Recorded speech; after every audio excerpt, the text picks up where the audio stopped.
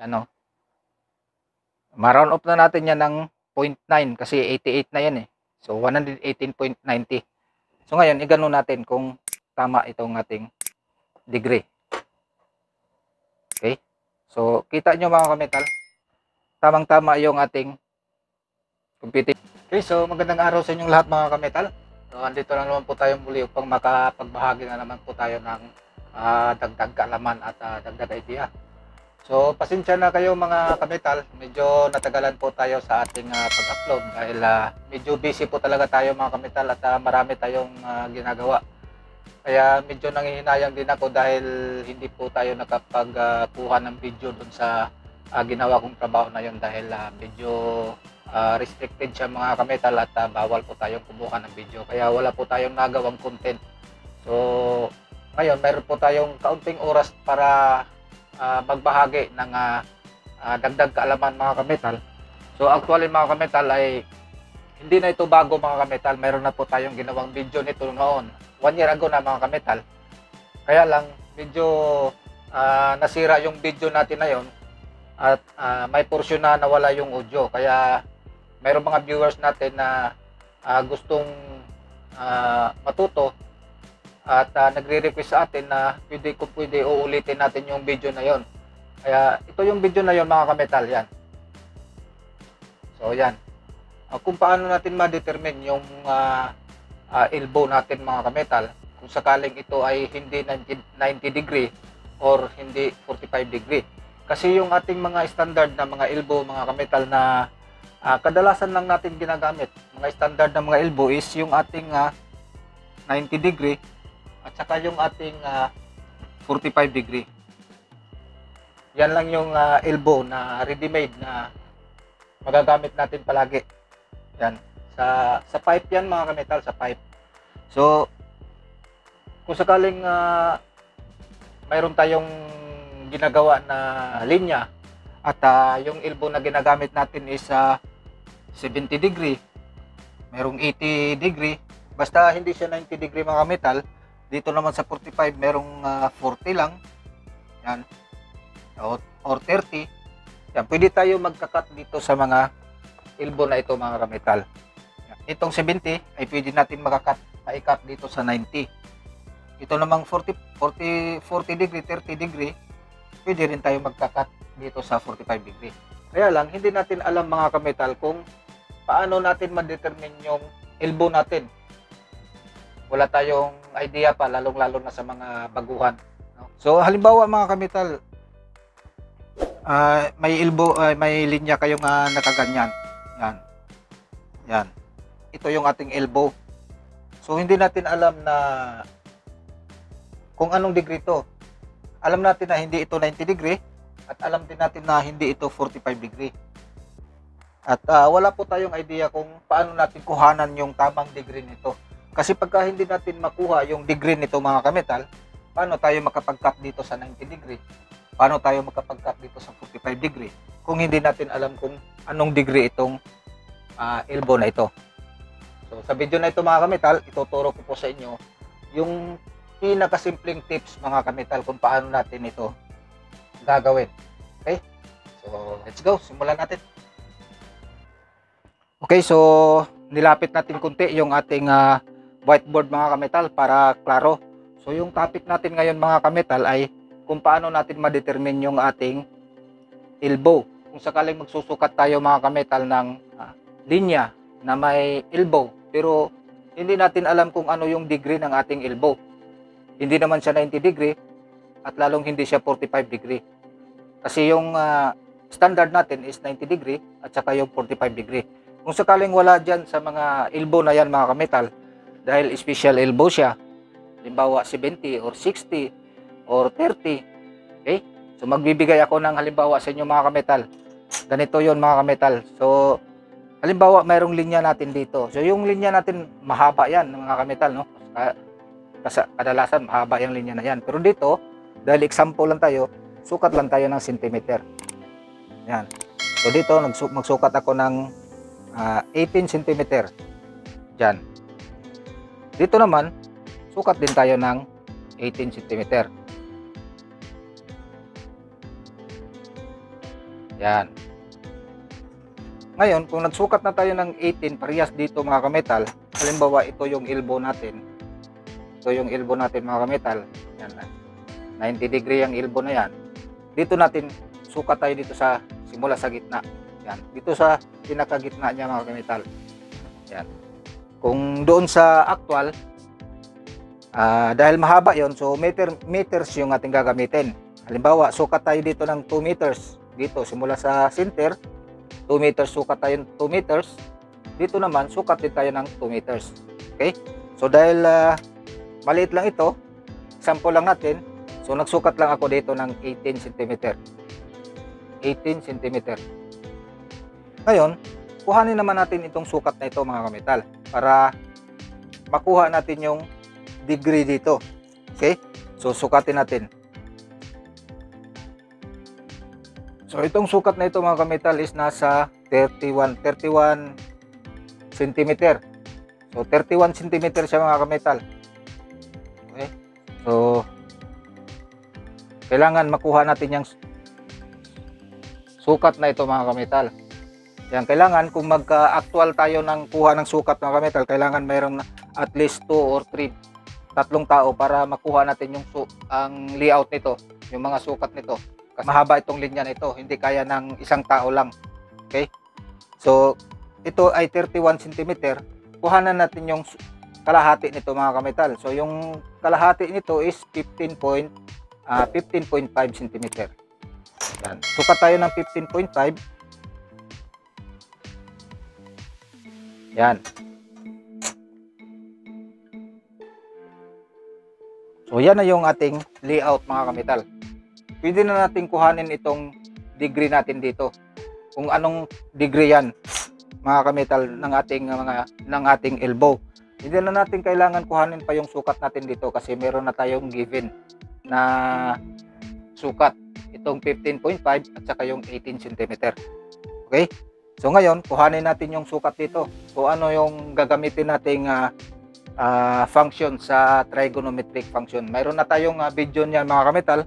Kung hindi nyo pa napanood yon, napaka-importante niyan mga kametal. Dahil sa ganitong trabaho, klaseng trabaho natin, lalo na pagka kumukuha ka ng mga degree angle, napaka-importante ng trigonometric function.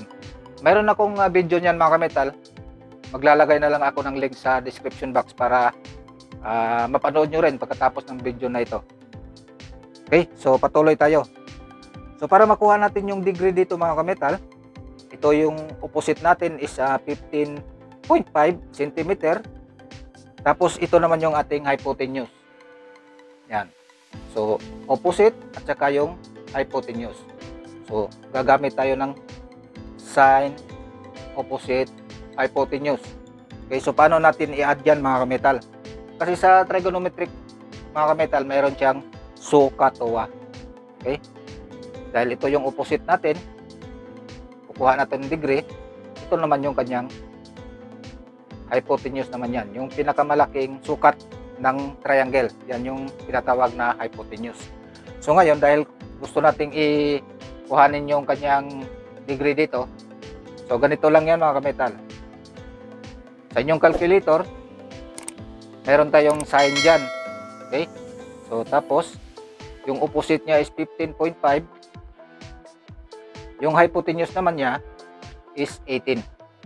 So, paano natin i-add dyan mga kametal? Gagamit siyempre tayo ng calculator. Scientific calculator. Kung wala kayong ganito mga kametal, pwede kayong mag-download ng calculator sa Play Store. Mayroon naman maraming ma-download dyan ng mga scientific calculator. Okay, so ganito yan mga kametal. Para makuha natin direct yung ating degree, pindutin lang natin itong shift, tapos sign. Ito yung sign natin mga kametal, sign. Yan, lalabas yung sign -1 para makuha natin yung degree dito. Okay, tapos 15.5, tapos divide natin over 18. Over 18. So 59.44. So yan na yung degree natin dito mga kametal. 59 139.44. Okay? So dahil dalawa yan, dalawa yung angle natin, dito sa kabila 59.44 din. So i-times 2 natin ito. Times 2. So magiging 118.8 or 0.9. So 118.88. So ang kabuang degree na ito mga kametal is 118.88 or 118.9. Okay? So ngayon, paano natin makukuha yung cut niyan mga kametal? Kung halimbawa, magka-cut tayo. Para makuha natin yung cut niya mga kametal, yung ating 180 degree, lagi natin yung binabanggit yung 180. Minsan mayroon pang hindi nakakuha kung ano yung 180 degree. Kasi yung circle natin mga kametal is 360 degree yan. Simula 0, papunta dito is 360. Pero pagkakalahati lang is 180 yan. Okay? Kalahati ng 360 is 180. So dahil dito, bali dyan yung kinuha natin, yan, ganyan, 180 yan. Yung ganyan, yung horizontal, 180. Okay? Yung 180, i-minus natin yung 118.88. Okay? So 118.88 para makuha natin yung cut. Okay. So 180 minus 118.88. So 61.12. Okay? 61.12 equals 61.12. Yan yung elbow natin ngayon. Para makuha natin yung cut niya, i-divide to natin yan. Divide to. So 30 point divide to 30.56 degree. Okay? So yung sa bawat side ng cut niya is 30.56 para makuha natin yung 61.12 degree. Okay? So nakuha nyo mga kametal. Halimbawa mayroon tayong plate na 5 cm. Yan.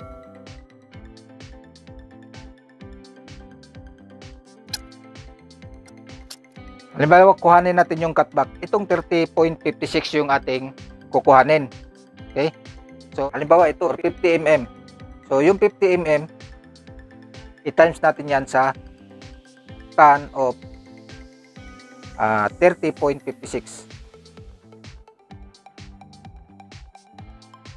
So yan yung magiging cutback niya. 29.52. Okay? 29.5. So sukat kayo dito. Simula rito hanggang dito is 29.52. Okay? So yan na yung magiging cut line nyo. Yan. Okay? So yan. Yan. So dalawang side yan. Pagka ikabit nyo yan, ito na yung magiging elbow natin. 118 degree. Okay?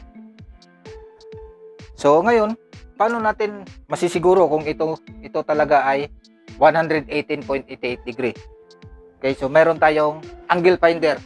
Gamitan natin ng angle finder yan mga kamital para makita nyo kung talagang 118.88 yan. Dahil ako, wala rin akong idea kung anong degree ito. Kaya nag-share lang ako sa inyo ng idea kung paano siya kuhanin. Okay. So meron tayong angle finder dito. Kuhanin natin yung angle dito. Okay? So itong ating angle finder is digital ito. Yan. So dahil 118 degree yan. So hanap tayo ng 100. Hanapin natin yung 118. Yan. So 118.88. Yan. Dahil malikot ito dahil digital ito. 118.88. Yan. So, ganyan na. Yan, 118.9. So, ngayon, itapat natin kung talagang tama itong, yan o. Ma-round off na natin yan ng 0.9 kasi 88 na yan eh. So, 118.90. So, ngayon, igano natin kung tama itong ating degree. Okay? So, kita nyo mga kametal, tamang-tama yung ating computation. Yan o. Yan o. Yan. Dikit lang natin yan. Yan. So, tama yung ating kinalculate na degree. Yan. Itong ating angle finder is accurate naman itong degree natin. Yan. Ito lang yung ginagamit ko pagka mayroon akong kinukuha na degree. So, 118.88 degree. Yung degree na yan mga kametal. Okay, so yung cut natin is 30.56 para makuha natin yung 61.12. Pag idikit natin yan, yan na yung makukuha nating degree. Okay. So, okay mga kametal, I hope nakuha ninyo yung ating simpleng paliwanag mga kametal. So, alam kong meron pa rin ibang magtatanong kung hindi maliwanag yung aking explanation. So, pasensya na mga kametal at yan lang yung aking kakayahan sa pag-i-explain, no? So, kung meron naman kayong katanungan about sa video na ito, so open po tayong mag-comment or magtanong sa ating comment box. Kaya lang minsan ay hindi po tayo makasagot kagad dahil mayroon din tayong trabaho mga kametal. So, mababasa naman po natin yan, yung mga message niyo. So, magtanong lang po kayo about sa ating pagkakating dito sa elbow natin, degree ng elbow natin, ng iba't ibang degree, gagawin natin special elbow. Ay, mayroon na rin tayong video niyan mga kametal. Ilalagay ko na rin yung link niyan sa ating description box. Okay, so maraming salamat sa inyong pagpanood mga kametal. At bago tayo magtatapos, kung hindi pa kayo nakapag-subscribe dito sa ating YouTube channel, paki-like and subscribe naman at maraming salamat din sa mga subscribers natin na laging nag-aabang sa ating mga videos. Okay? So, yun lang at God bless po sa inyong lahat. So, bye-bye.